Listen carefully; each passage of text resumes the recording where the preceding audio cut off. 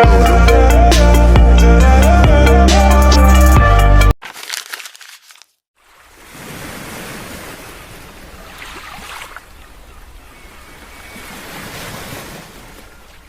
hai sahabat literasi, selamat datang kembali di Siniar El Trinity, tempat di mana kita menelusuri kisah, rasa, dan makna di balik setiap halaman buku.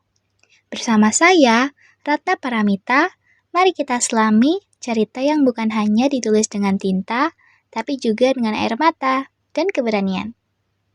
Pada episode ke-31 ini, saya ingin mengajak teman-teman menyelam ke dalam kisah yang bergetar dalam setiap kalimatnya.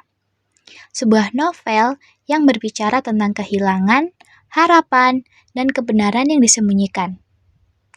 Penasaran gak sih sama buku apa yang akan dibahas hari ini?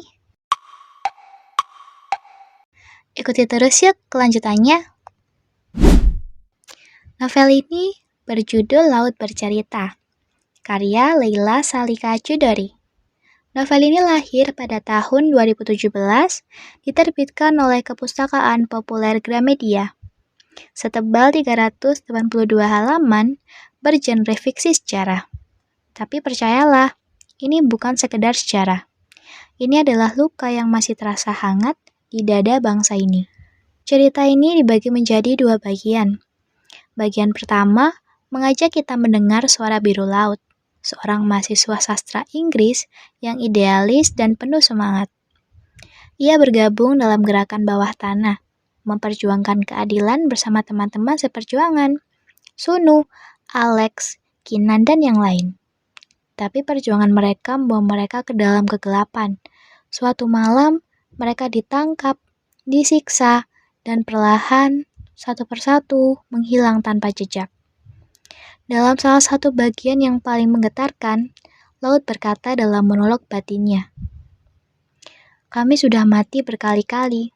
Di setiap malam ketika suara rantai besi itu datang, di setiap jerit yang pecah dari tubuh teman kami. Kami belajar satu hal, bahwa ketakutan tidak bisa membunuh keyakinan." Kalimat itu sederhana, tapi menghantam.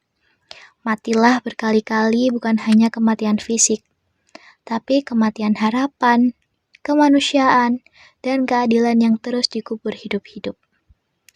Bagian kedua berpindah ke sudut pandang Asmara Jati, adik biru laut.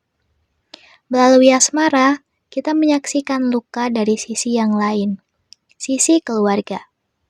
Ia menunggu kabar kakaknya yang tak pernah kembali.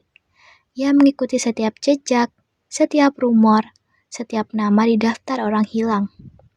Kita bisa merasakan betapa getirnya hidup dalam ketidakpastian, antara berharap dan menerima kehilangan yang tak pernah diakui oleh negara.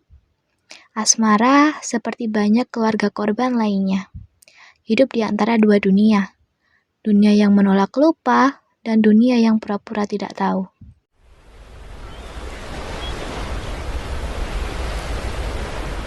Leila Salika Chudori meramu kisah ini dengan riset yang mendalam. Setiap detail terasa nyata, dari ruang tahanan yang pengap hingga aroma ketakutan di udara. Namun, di balik semua kengerian itu, ia menulis dengan bahasa yang puitis dan indah. Kita tidak hanya membaca kisah tragedi, tapi juga kisah tentang cinta, persahabatan, dan keberanian untuk tetap manusia, bahkan ketika kemanusiaan sendiri itu direnggut. Ada banyak hal yang membuat Laut Bercerita istimewa. Mengangkat isu sejarah yang kuat, sudut pandang ganda antara laut dan asmara membuat cerita ini utuh. Karakter-karakternya hidup, nyata, dan melekat di hati. Dan gaya bahasanya begitu indah. Setiap kalimat seperti diciptakan untuk dibacakan perlahan, agar terasa setiap maknanya. Namun, tentu saja ada sisi yang mungkin menantang bagi pembaca. Alurnya yang maju mundur bisa membingungkan di awal, dan beberapa dialog menggunakan bahasa Jawa tanpa terjemahan, yang mungkin akan menyulitkan sebagian pembaca. Tapi di luar itu, karya ini hampir sempurna. Bagi saya, Laut Bercerita adalah karya yang harus dibaca, terutama oleh generasi muda, karena ini bukan hanya tentang masa lalu. Ini tentang keberanian untuk mengingat dan tanggung jawab untuk tidak membiarkan sejarah berulang. Novel ini saya rekomendasikan untuk mahasiswa, akademisi, pecinta sastra, dan siapapun yang ingin memahami tragedi 98 dengan cara yang lebih manusiawi. Dan akhirnya, setiap kali saya menutup buku ini, saya mendengar suara laut yang masih bergema. Kami tidak hilang. Kami hanya belum pulang. Suatu hari nanti, laut akan mengembalikan semua cerita yang ia simpan. Ya, laut memang selalu bercerita tentang yang tenggelam, tentang yang berani, dan tentang cinta yang menolak mati, bahkan di tengah gelapnya sejarah.